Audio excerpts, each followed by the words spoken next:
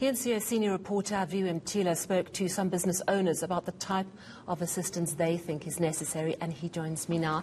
Aviwe, thank you so much for your time. Lots of businesses, we know, massively affected, from big businesses to tiny businesses. Some, I would imagine, insured, some not at all. You've been chatting to people today. What sort of assistance have they been hoping for? Well, the devastation is palpable on the ground, Sally.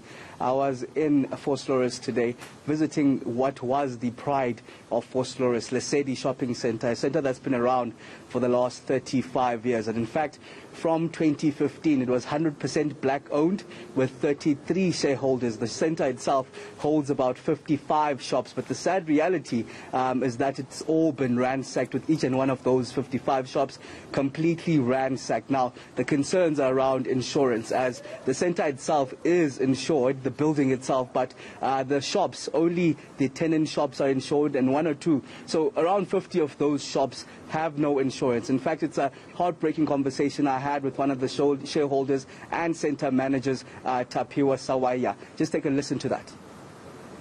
As much as we've insured the premises, just the structure, but in terms of individual businesses, not all of them have been insured. If there is, apart from the eNCA tenants, we might have one or two that have got insurance, and that is not enough to cover whatever they are going to be doing going forward.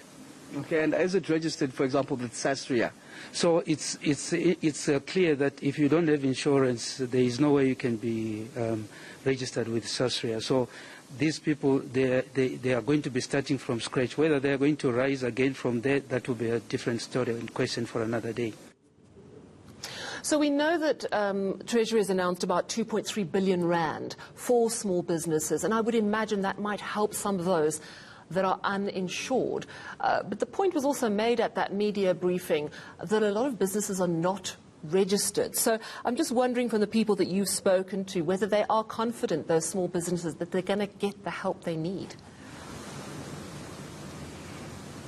Hopeful at the least, Sally, but confident not really. They're worried about the red tape. They're worried about how long it will take to reach them. They need those bailouts now currently. I mean, I've visited a number of those shopping centre, Chris Hani shopping mall as well in Vosloorus, where some of the business owners have taken it upon themselves to fix their own shops at the moment. Clean-outs happening while they're uninsured. Some of them are insured, not even waiting for insurance to pay out. And the coincidence in all of this, they weren't even listening in as the Treasury briefing was happening, because they were busy sorting out their own shops. Another conversation I had with Tapiwa there, just around what they want from government, and this is what he had to say. That's quite a huge amount that the government has actually extended to the small businesses that have been affected. But whether it is going to get to the ground roots, that's another question. But it would do quite a lot of good if it was going to be distributed. It also depends on the criteria of the distribution of those funds.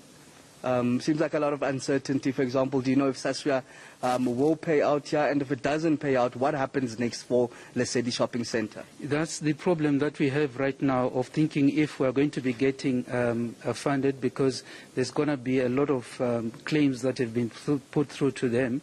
Whether they are going to give us the money, the bailout, or not, or whether it's going to take so much time to get to us, that's another story. But ultimately, there has to be some intervention, whether through SASRIA or the government, to make sure that the businesses here are sustained. Yeah, and I suppose it all depends, as that gentleman said, on the criteria for being able to access some of this bailout money being explained this afternoon, and the actual practical steps. For example, we don't know exactly, and the finance minister himself was not able to get a clear answer yet on when that fund, the temporary relief of distress 350 rand fund, exactly when it's going to start being rolled out again. So a lot of communication needs to happen to explain to people who might qualify how they can go about accessing that money now. And thank you so much for that update. That is Aviwe Mtila, our senior reporter here in Johannesburg. Well,